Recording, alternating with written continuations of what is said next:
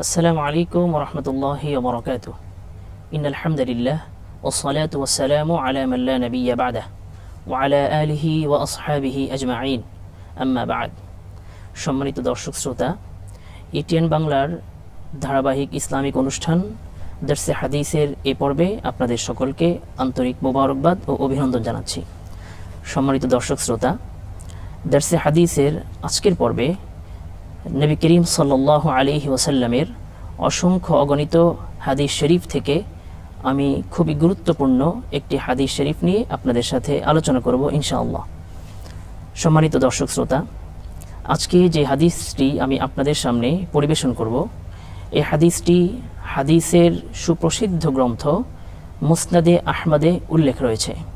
আর হাদিসটি হলো আন আবদুল্লাহ ইবনে আমরিন وأن رسول الله صلى الله عليه وسلم قال أربع إذا كنا فيك فلا عليك ما فاتك من الدنيا حفظ أمانة وصدق حديث وحسن خلق وعفة في طهر أو كما قال النبي عليه الصلاة والسلام. সম্মানিত দর্শক শ্রোতা, নবী করিম সাল্লাল্লাহু আলাইহি ওয়াসাল্লাম বলছেন, তোমাদের মধ্যে যদি চারটি জিনিস থাকে তাহলে সমগ্র পৃথিবীর পার্থিব জীবনের সব কিছু যদি তোমাদের হাতছাড়া হয়ে যায় তারপরেও তোমার কোনো ক্ষতি হবে না। এক নম্বর হলো হিফযু আমানাহ, অর্থাৎ আমানতের হেফাজত করা। সম্মানিত দর্শক শ্রোতা, আমানত এ বিষয়ে আল্লাহ তাআলা বলেন, ওয়াল্লাযীনা হুম লিআমানাতিহিম ওয়া আহদিহিম রাউন, অর্থাৎ আল্লাহ তাআলা বলছেন, সফল মুমিনদের মধ্য থেকে একদল মুমিন এমন আছে যারা আমানত রক্ষা করে এবং ওয়াদা পূর্ণ করে। সম্মানিত দর্শক শ্রোতা, আমানত বলতে আমরা কি বুঝি? আমানত হলো কেউ যদি আপনার কাছে কোনো জিনিস, কোনো সম্পদ গচ্ছিত রাখে, সেটাকে কোনো ধরনের হস্তক্ষেপ ব্যতীত সময় মতো তার কাছে ফিরিয়ে দেওয়া। এক্ষেত্রে আমাদেরকে অবশ্যই স্মরণ রাখতে হবে আমানত এবং জামানত এর মাঝে কিছু পার্থক্য আছে।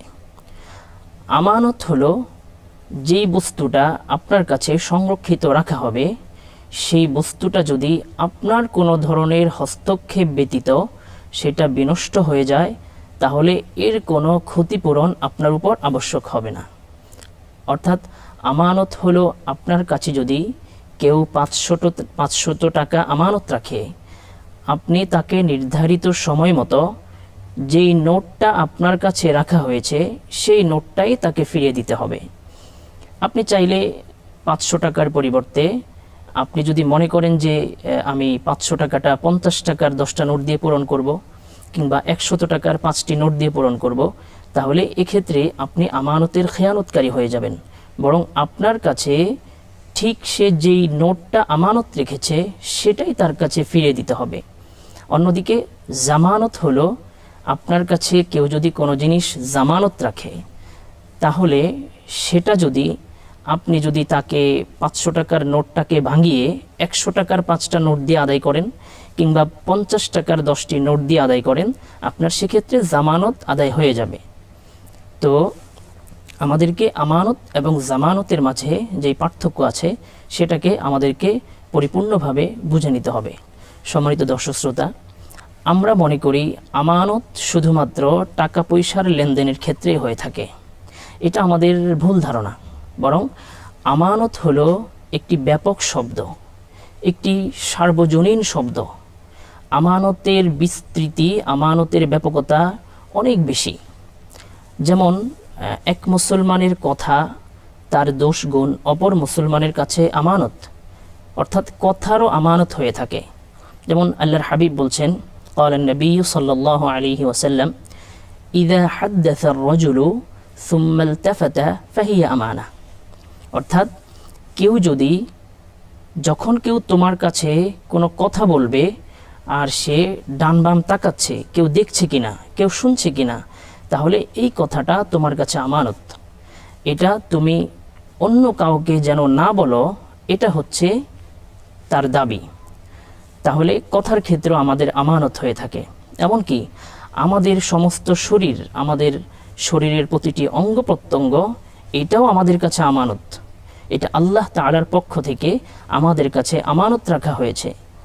আমরা যদি এই হাত দ্বারা গুনাহের কাজ করি, আমরা যদি এই পা দ্বারা গুনাহের কাজে এগিয়ে যাই, আমরা যদি এই জবান দ্বারা গুনাহের কথা বলি, আমরা যদি আমাদের এই চোখগুলোকে গুনাহের কাজে ব্যবহার করি, সেক্ষেত্রে আমরা আমানতের খেয়ানত করলাম।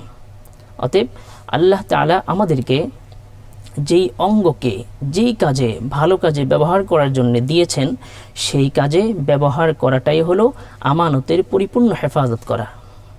এবং আপনার চাকরি বাকরির ক্ষেত্রেও আমানতের বিষয়টি জড়িয়ে আছে। অর্থাৎ আপনি একজন কোম্পানিতে চাকরি করছেন, মালিক আপনার কাছ থেকে দৈনিক 8 ঘন্টা 10 ঘন্টা সময় নির্ধারিত একটি বেতনের মাধ্যমে আপনার থেকে সে ক্রয় করে নিয়েছে। আপনি যদি এই 8 ঘন্টা কিংবা 10 ঘন্টা দায়িত্ব পালনের সময় একটা মিনিটও আপনার ব্যক্তিগত কাজে, ব্যক্তিগত প্রয়োজনে আপনি একটা মিনিটও নষ্ট করেন, সেক্ষেত্রে আপনি আমানতের খেয়ানত করলেন। এমনকি আমাদের অনেককেই কোম্পানি থেকে কিংবা সরকারের পক্ষ থেকে সরকারি কাজে ব্যবহার করার জন্যে আমাদেরকে গাড়ি দেওয়া হয়। সেই গাড়িটা যদি আমরা সরকারি কিংবা আমার মালিকের কাজ ব্যতীত ব্যক্তিগত কাজে ব্যবহার করি, সেক্ষেত্রেও আমরা আমানতের খেয়ানতকারী হয়ে যাব। আমরা যখন অফিসে চাকরি করি, অফিসের নির্ধারিত পেড থাকে, কলম থাকে, কাগজ থাকে, সেটাকেও যদি আমরা অফিসের কার্যক্রম ব্যতীত নিজের কাজে ব্যবহার করি, সেক্ষেত্রেও আমরা আমানতের খেয়ানতকারী হয়ে যাব। অতএব আমাদেরকে সজাগ দৃষ্টি রাখতে হবে, কোনোভাবেই যেন, কখনোই যেন আমার মাধ্যমে, আমার দ্বারা আমানতের খেয়ানত না হয়ে যায়। প্রসিদ্ধ একটি ঘটনা আছে, খলিফাতুল মুসলিমিন হযরত ওমর রাদিয়াল্লাহু তাআলা, তিনি একদিন কোন এক রাতে একটি প্রদীপ জ্বালিয়ে রাষ্ট্রীয় কাজ করছেন। ঠিক এই মুহূর্তে একজন আগন্তুক এসেছেন। আসার সাথে সাথেই হযরত ওমর তাকে বললেন যে, ভাই, তুমি কি তোমার ব্যক্তিগত কাজে এসেছো, তোমার আলাপচারিতার জন্য এসেছো, নাকি রাষ্ট্রীয় কোনো কাজে এসেছো? লোকটি যখন বলল যে, খলিফাতুল মুসলিমিন, আমি তো আমার এবং আপনার মাঝে ব্যক্তিগত আলাপ করার জন্য এসেছি, সঙ্গে সঙ্গে হযরত ওমর রাদিয়াল্লাহু তাআলা আনহু তার সামনে জ্বলতে থাকা রাষ্ট্রীয় প্রদীপটি নিভিয়ে দিলেন। কারণ এই প্রদীপটি জ্বালিয়ে তিনি রাষ্ট্রীয় কাজ করছেন। এই প্রদীপের মধ্যে তার রাষ্ট্রের সমস্ত মানুষের হক আছে। ব্যক্তিগত কাজে এটাকে ব্যবহার করলে তিনি আমানতের খেয়ানতকারী হয়ে যাবেন। এজন্যে তিনি সেই প্রদীপটি নিভিয়ে দিয়ে ব্যক্তিগত প্রদীপ জ্বালিয়ে নিলেন। তো আমাদেরকে আমানতের বিষয়ে সজাগ দৃষ্টি রাখতে হবে। 2 নম্বর হলো সিদকু হাদিসিন, অর্থাৎ 2 নম্বর হলো সত্য কথা বলা। আল্লাহ তাআলা বলছেন, ইয়া আইয়ুহাল্লাযীনা আমানুত্তাকুল্লাহ ওয়া কুনু মা'আস সাদিকিন। আল্লাহ তাআলা বলছেন, হে ঈমানদারেরা, তোমরা আল্লাহকে ভয় করো এবং সত্যবাদীদের সান্নিধ্য অবলম্বন করো। আল্লাহর হাবিব বলছেন, ইন্নাস সিদকা বিররুন ওয়া ইন্নাল বিররা ইয়াহদি ইলাল জান্নাহ ওয়া ইন্নাল কিযবা ফুজুরুন ওয়া ইন্নাল ফুজুরা ইয়াহদি ইলান নার। অর্থাৎ সত্য এটা মানুষকে জান্নাতের পথ দেখায়, অন্যদিকে মিথ্যা মানুষকে জাহান্নামের পথ দেখায়। সম্মানিত দর্শক শ্রোতা, মিথ্যা বলা এটা মুনাফিকের একটি আলামত, সেটাও হাদিসের দ্বারা স্পষ্ট। অন্যদিকে হাদিসে আছে, যে ব্যক্তি সত্য অবলম্বন করে না, মিথ্যা বলে, এই মিথ্যার দুর্গন্ধের কারণে রহমতের ফিরিস্তা তার থেকে বহু দূরে চলে যায়। অর্থাৎ রহমতের ফিরিস্তাগণ মিথ্যাবাদীর কাছে আসেন না। এজন্য আমাদেরকে মিথ্যাও পরিহার করতে হবে, সদা সর্বদা সত্য বলতে হবে। 3 নম্বর হলো ওয়া হুসনু খুলুকিন। 3 নম্বর যে গুণটি আমাদেরকে অর্জন করতে হবে সেটা হলো উত্তম চরিত্র। হাদিস শরীফে আছে, কিয়ামতের ময়দানে মিজানের পাল্লায় যে আমলগুলো সব থেকে বেশি ভারী হবে, তার মধ্যে সব থেকে বেশি ভারী হবে হুসনে খুলুক, তথা উত্তম চরিত্র, সুন্দর আচরণ। আল্লাহ তাআলা আমাদেরকে অন্যের সাথে সুন্দর আচরণ করার তৌফিক দান করুন। আমি যেমনিভাবে অন্যের কাছে আশা করি যে সে আমার সাথে সুন্দর কথা বলবে। আমারও দায়িত্ব অন্যের সাথে সুন্দরভাবে কথা বলা, সুন্দরভাবে হাসি মুখে আচরণ করা। চতুর্থ নাম্বার যে গুণটি আমাদেরকে অর্জন করতে হবে তা হলো ওয়াইফাতুন ফি তুহরিন, অর্থাৎ আমাদের খাবার, আমাদের রিজিক হালাল হতে হবে। এই 4টি গুণ যদি আল্লাহ তাআলা আমাদেরকে দান করেন, এই 4টি গুণ যদি আমরা অর্জন করতে পারি, তাহলে সমগ্র পৃথিবী যদি, সমগ্র পার্থিব জীবনের সব কিছু যদি আমার হাতছাড়া হয়ে যায়, তারপরেও আমি কোনোভাবেই ক্ষতিগ্রস্ত হব না। আল্লাহ তাআলা আমাদেরকে এই 4টি গুণ অর্জন করার তৌফিক দান করুন। আসসালামু আলাইকুম ওয়া রাহমাতুল্লাহি ওয়া বারাকাতুহু।